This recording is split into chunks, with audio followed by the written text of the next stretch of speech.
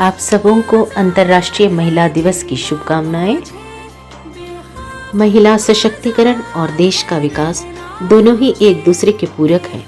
महिला सशक्तिकरण का उद्देश्य है महिलाओं को सामाजिक, राजनैतिक अधिकार, वित्तीय सुरक्षा, न्यायिक शक्ति और समान अधिकारों को सुनिश्चित करना। पूरे विश्व में महिलाओं की संख्या साइंस, टेक्नोलॉजी, इंजीनियरिंग और मेडिसिन में पुरुषों की तुलना में काफ़ी कम है। 10 से 15% ही IITs, CSIR, एम्स और PGI में है।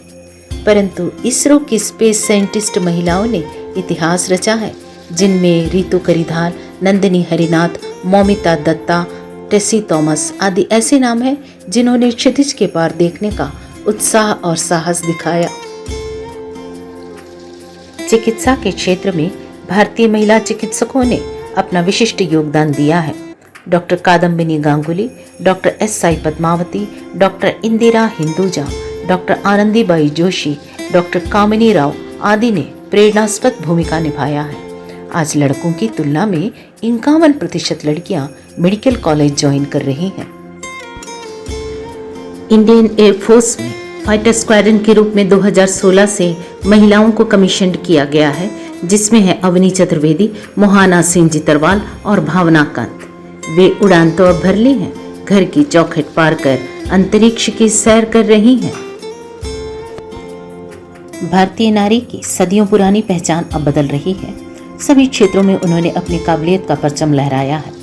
बिजनेस, जो कि एक पुरुष आधिपत्य वाला क्षेत्र है, भारत में ही नहीं विकसित राष्ट्रों में भी सामाजिक और व्यावसायिक ढांचे के कारण इस क्षेत्र में महिलाएं बहुत कम ही हैं।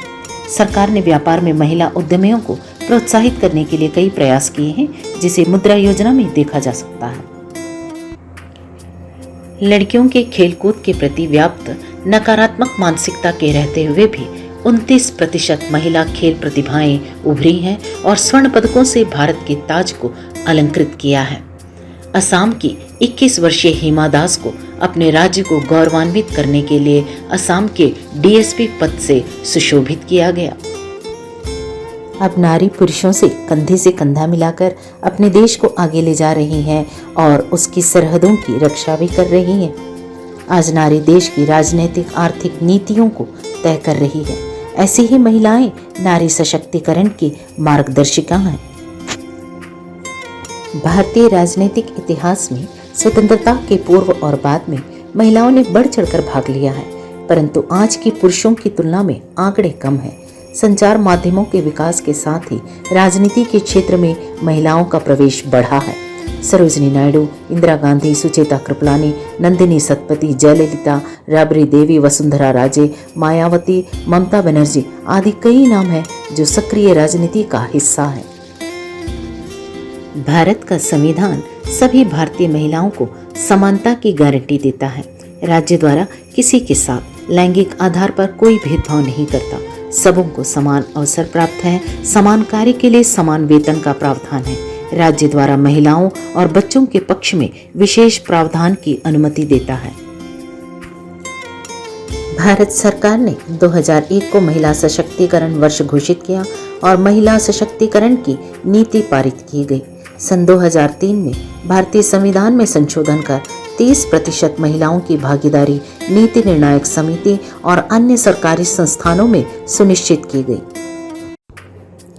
कभी कभी लगता है कि हमारे आसपास बहुत कुछ बदल तो रहा है, पर यह बदलाव सतही ज्यादा है।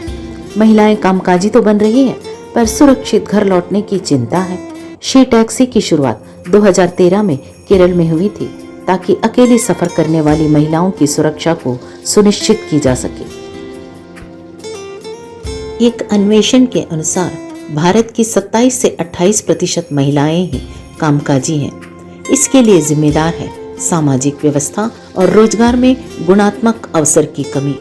हम पढ़ी लिखी, आर्थिक रूप से आत्मनिर्भर महिला को हर तरह से सशक्त और सफल मान लेते हैं, पर क्या महिलाओं के सशक्तिकरण का पक्ष मात्र आर्थिक रूप से सशक्त होना है? चाहे ग्राम हो या शहर, अधिकांशतः घर के काम को महिलाओं के लिए मानने की सामाजिक और सांस्कृतिक प्रथा है। परिवार में वह सबकी सुविधाओं का ध्यान रखती है और अपनी सब खूबियों की तिलांजलि दे देती है और इस समर्पण में ही वह पूर्णता ढूंढती है।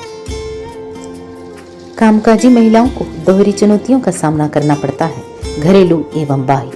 महिलाओं ने इसमें सफलता भी प्राप्त की है। महिलाएं अपने अधिकारों के प्रति जागरूक हुई हैं और शिक्षित होने के चलते अब वे नौकरी, व्यापार और अन्य व्यवसाय में पुरुषों के समान कार्यों को अंजाम देने लगी हैं। गांव में खेतीबाड़ी में महिलाएं पुरुषों से कहीं ज्यादा श्रम करती हैं। इस तरह प्रत्यक्ष या परोक्ष रूप से अर्थोपार्जन में उनकी भागीदारी सदा से रही है।